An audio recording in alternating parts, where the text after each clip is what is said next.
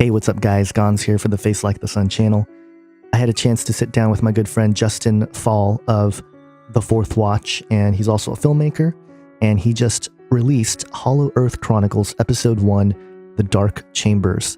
And you guys definitely need to check this out. But even if you can't, in my discussion with Justin on this video here, we get into some of the topics that are covered and talk about not just the Hollow Earth, but how all this relates to everything going on right now, the bigger picture, the prophetic nature of everything, and help us grasp this dimensional reality that we're living in that I think the Bible actually tells us about, but most people have completely materialized everything and had forgotten that we live in a supernatural reality where the world above and the world below seems to have common themes. For example, time dilation.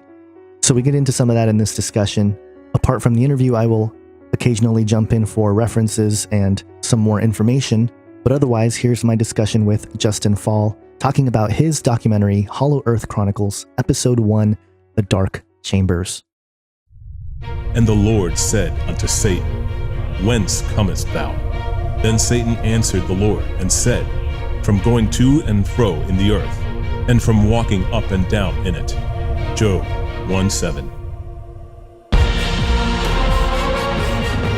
The world consists of vast cultures with stories that constantly connect their gods with the inner earth. And not just their gods, but reptilian races of hybrid entities. We're talking superhumans, strange animal creatures, or what the Book of Giants refers to as monsters. When you're dealing with the areas around the world where so much myth, legend, oral tradition, and belief, contemporary belief, there's always almost an embracing of the underworld. The earth is actually dynamic.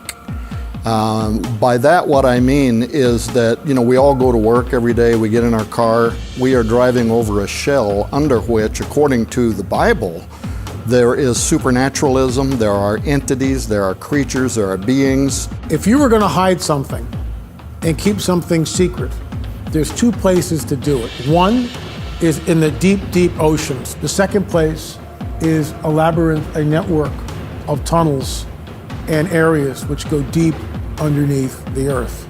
There was truth to this idea that this race called the Vril-Ya had been existing under the earth since the days of the Great Flood in the antediluvian world. In fact, the belief of the Vril-Ya and of the power of Vril was actually so prominent among German occultists that it gave birth to a secret society, one of the most notorious secret society involving the Nazi regime, called the Vril Society. The Nazi expedition to Shambhala originally started in Greenland with the Edda. The Edda were ancient Nordic writings describing a hollow earth. They went there to see if they could find further details or information. This was the top of their agenda. They had to find this opening. And the next thing you know, they had the Neuschwabenland expedition to the Queen Maud Land area of the Antarctic. It's what drove them. It was a religious belief that drove them to cordon this area off and claim it for their own. When I read Admiral Byrd's description of things that he saw and how it felt going into this abyss type of opening, but it also was a long time ago, and we've learned a lot about quantum physics since then. We've learned a lot about how these types of things would work, and there are too many descriptions in there of things that he saw that line up with current quantum physics understanding. The underworld of our people, very similar to the Cherokee stories, the Creek stories, the Maya Incan stories of underwater panther and these underworlds where there was completely different civilizations that lived under there. We know in the Bible that the Watchers, the angels who kept not their first estate, according to Peter, are kept in chains in Tartarus until the judgment, kept in darkness until the judgment. Tartarus, in Greek mythology, is as far below Hades. It's not Hades, it's as far below Hades as the earth is below heaven. That's where the Watchers, according to Peter, have been confined.